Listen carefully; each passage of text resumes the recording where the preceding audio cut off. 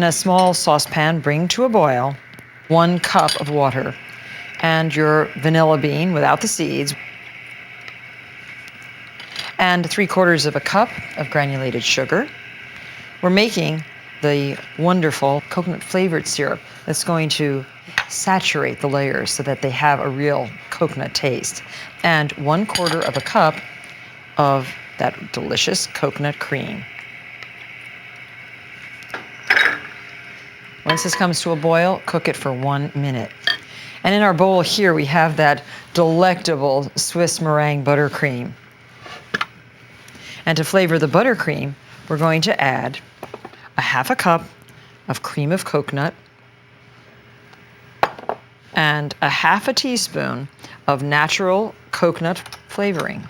Don't use too much of this, it's very strong. And we're going to just beat this up. So our coconut buttercream is done. And our syrup should be ready. The sugar's dissolved. Strain this through a fine sieve. And now just let this syrup cool a little bit right here while you finish trimming the layers of the cake. This is a wonderful vanilla chiffon cake. And the recipe's on the website, so check it out. I think you'll enjoy making this cake even if you don't serve it at a wedding. And we want to just level out the layers. So the way that I do that is by eye and with a very long serrated knife and using a big brush. And we have 3 layers of cake. We're going to brush each layer with about 1/3 of this syrup. The warm syrup is absorbed very nicely into the moist cake. And here are our other 2 layers. And this beautiful coconut is freshly grated, and then the coconut is spread on racks and put into a 200-degree oven until it's just dry, not browned, just dry.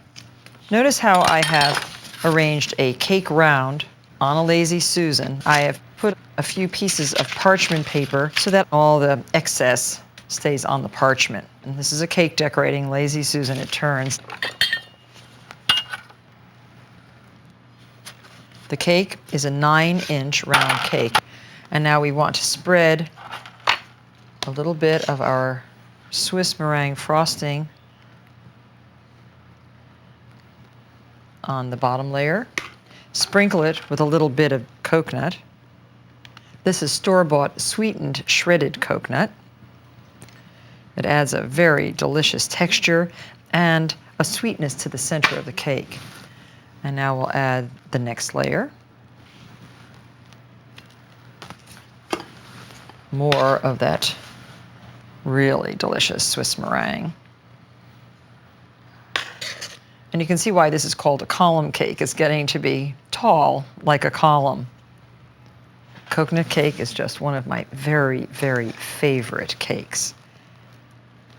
And now if you're going to be serving this in warmish weather, a good thing to do is to secure the layers by adding 1 or 2 bamboo skewers through the cake.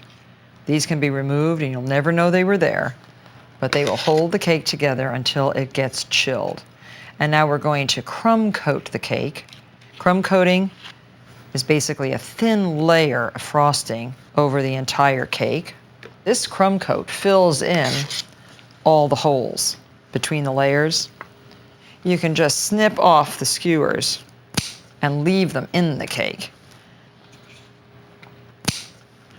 And now this is ready to get chilled, and I have another cake on a Lazy Susan in the refrigerator.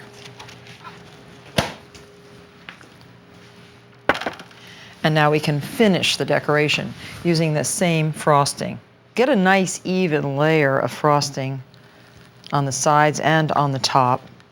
It should be thicker than 1/4 inch. And now using a 3-inch offset spatula like this, you're going to mark evenly, going all the way around the cake, the flutes of the column. In decorating cakes, I always like to say, if I can do it, you can do it. And I can do this, so you can too. There's our columns. And now you can garnish the top of the cake with 2.5 cups. That's a lot of coconut, but it's a beautiful presentation.